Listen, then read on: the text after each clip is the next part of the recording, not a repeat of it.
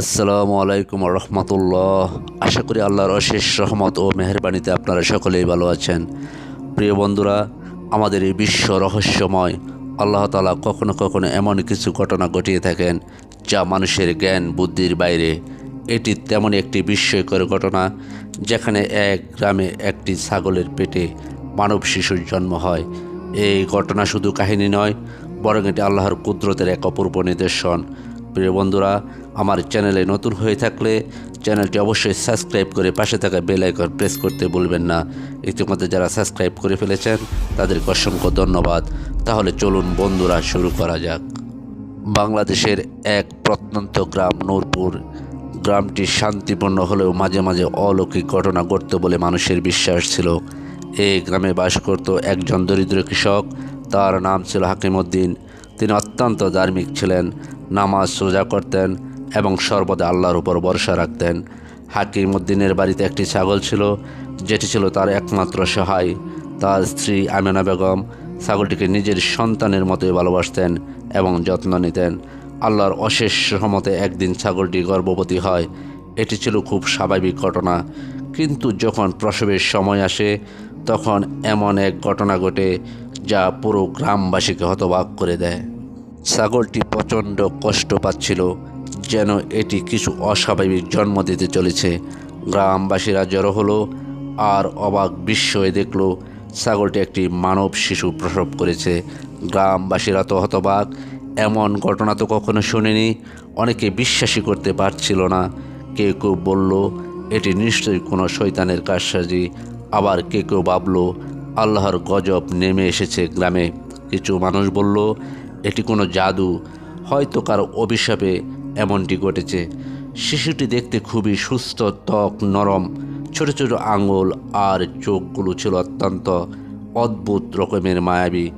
কিন্তু সবচেয়ে আশ্চর্যের বিষয় ছিল শিশুটির কপালে লেখা ছিল আল্লাহু।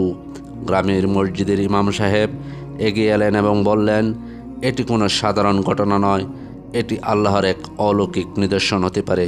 আমাদের সবাইকে সাবধান থাকতে হবে এবং আল্লাহর রহমত কামনা করতে হবে। গ্রামের মানুষ সিদ্ধান্ত নিল যে শিশুটিকে ফেলে দেওয়া যাবে না।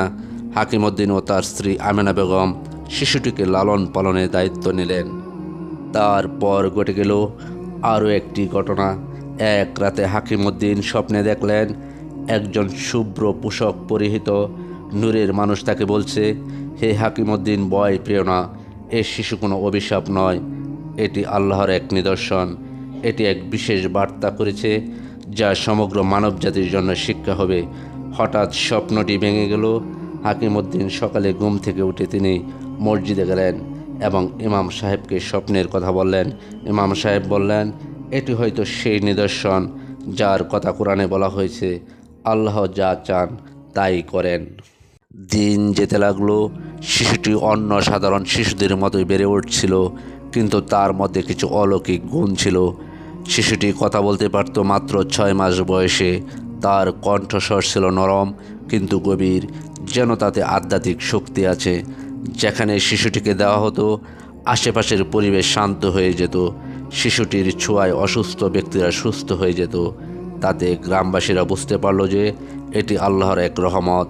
শিশুটি যখন 5 বছরে পৌঁছালো তখন একদিন এক অলৌকিক ঘটনা ঘটল। গ্রামের এক অন্ধ ব্যক্তি শিশুটির ছুঁয়ে দোয়া করলে সে হঠাৎ তার দৃষ্টি ফিরে পেল। এই খবর দ্রুত ছড়িয়ে পড়লে চারদিক থেকে মানুষ আসতে লাগলো। একদিন সবাইকে অবাক করে দিয়ে শিশুটি বলল, মানুষকে সতর্ক করো, শেষ যুগ আসন্ন, ঈমান ধরে রাখো, আল্লাহর পথে চলো, নতুবা এক কঠিন পরীক্ষার সম্মুখীন হতে হবে। শিশুটির এই ভবিষ্যৎবাণী শোনার পর গ্রামবাসীরা আরও বেশি ইবাদত করতে শুরু করলো এবং তাদের জীবন বদলে গেল। এই অলৌকিক ঘটনাটি মানুষের মনে করিয়ে দেয় যে আল্লাহ যা চান তাই হয়।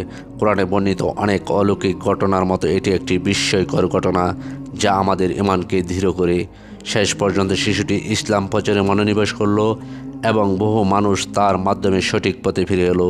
এই ঘটনা থেকে আমরা শিক্ষা নিতে পারি, আল্লাহর কুদরতে কোনো সীমা নেই এবং আমাদের সর্বদাই মহান আল্লাহ তাআলার উপর নির্ভর করা উচিত।